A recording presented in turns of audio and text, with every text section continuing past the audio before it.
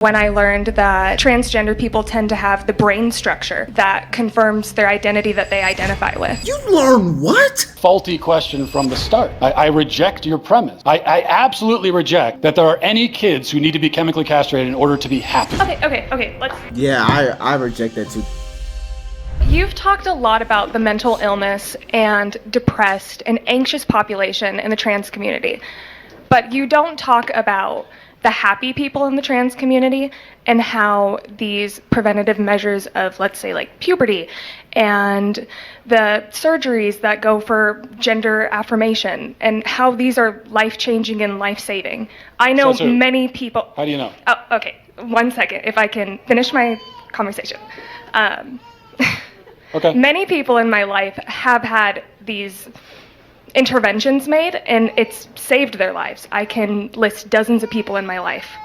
So what do you have to say for... You can list dozens of people who had surgeries and drugs as children and would be dead today if they hadn't? I'm sorry. Let me rephrase that.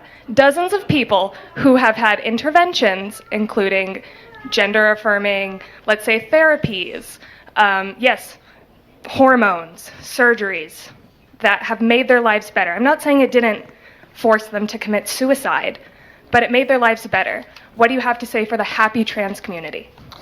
I guess I would throw it back at you first, because the burden of proof is on you on this one. And I'll explain why the burden of proof is on you. Because, as I went over in the talk, for thousands of years, human beings existed, and there was no such thing as trying to medically transition people into another gender. And as far as we know, there was no suicide epidemic because of it. And then in the last few years, people like yourself have come along and said, we desperately need to do this, or people will be in despair and they might kill themselves. So you are making a claim that contradicts common sense, science, biology, also the entire experience of the whole history of the human race. And so what that means is that the burden of proof is on you to support it. And when these students get on stage and they make these crazy claims, not saying that they're wrong or right, how come none of them ever have proof? Because Matt Walsh keeps saying the burden of proof is on you. The burden of proof is on you. Let me ask you something. And this is for anyone watching this. This is even for myself. Because I'm an engineer. When it comes to engineering, you need proof. There's no opinion about if something works or not. It either works or it doesn't, and you run experiments to find out. Point blank, period. When it comes to these students who support claims, any type of claim on the left, how come none of them ever have proof? None. And I'm not making this up. I've watched hundreds of videos at this point. None of them ever have proof to support it. And they keep debating the people on the right, saying, oh, this is wrong, this is right. How? Show some numbers. Pull up with some stats. I promise, if students did that, bruh, if students pulled up with more facts, more data, more statistics, more well-formulated thoughts even, they would get more respect. But they pull up like children, voicing their crazy opinions, and are surprised that they get shot down. And so I'm going to ask you, you said that people need this stuff so they can live happier lives and potentially, it'd be life-saving, you said even. Aside from your anecdotes of your friends who told you so, how do you know that? Okay, so thinking back to when I was 16 in an anatomy class, when I learned that transgender people tend to have the brain structure that confirms their identity that they identify with. What? You learn what? Okay.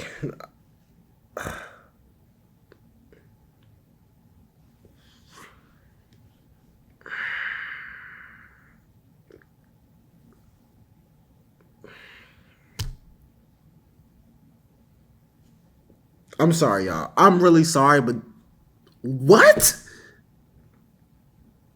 Oh my. Let's continue. And you can look that up.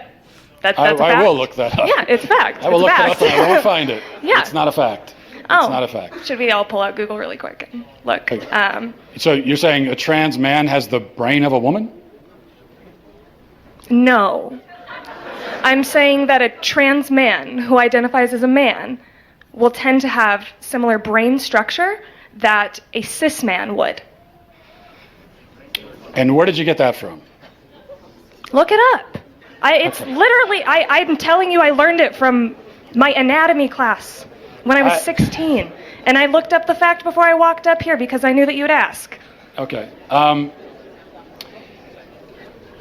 That's not true, but it also doesn't answer the question. So let's try to stay focused on one false claim at a time if we can, because we might get bogged down. Okay. So you actually started by saying that blocking puberty, which is chemical castration of a child, Just one example, yeah. Yeah, is life-saving. It can be. How do you... Blocking puberty is not life-saving. Despite, even if you remove transitioning children or whatever, when you block puberty, you're blocking brain development and physical development that's necessary to function as an adult. Because puberty is not just about your body growing. You learn a lot through puberty too. The way you process information changes too. So you can't block puberty in children. It will literally change the trajectory of how they develop mentally and physically.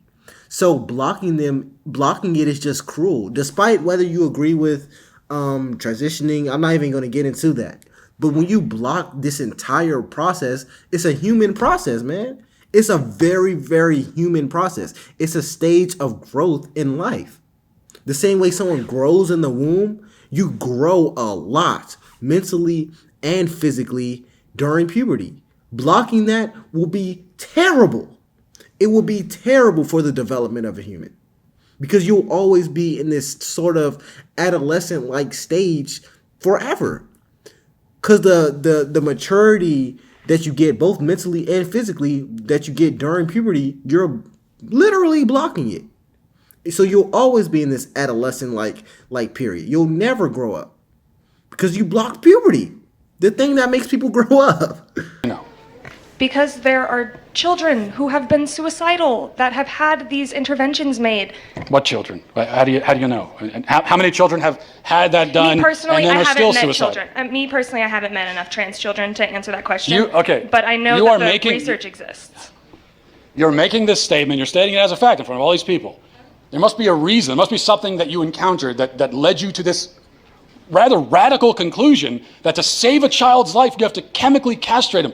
Not every child. No, sir. Okay. Well, that is what you just said.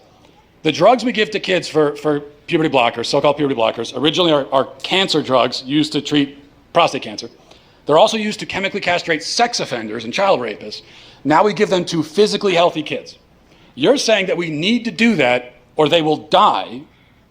And so one last time I'm going to ask you, what evidence do you have of that remarkable claim? I don't think I claimed that every child would benefit from that. Well, no, I didn't say you did. You said puberty blockers you said puberty blockers are life-saving. What evidence do you have for that? They can be. They can't be life-saving. What are you talking about? You're driving me insane with this. Puberty blockers will never be life-saving. Ever.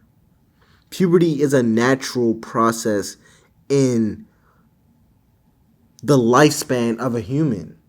It is the transition period. It is the bridge between childhood and adulthood. You need puberty. You need that bridge. That's why it exists. Why are you trying to say it's life-saving? Even though your mental process, the way you focus is altered by puberty. The way you process your emotions is altered by puberty. Your energy levels, puberty.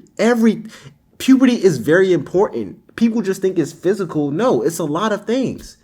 It is not life-saving at all. Evidence is the encounters with patients who have had these procedures done, and it has saved I don't want to say it saved their lives, but it has made their lives better.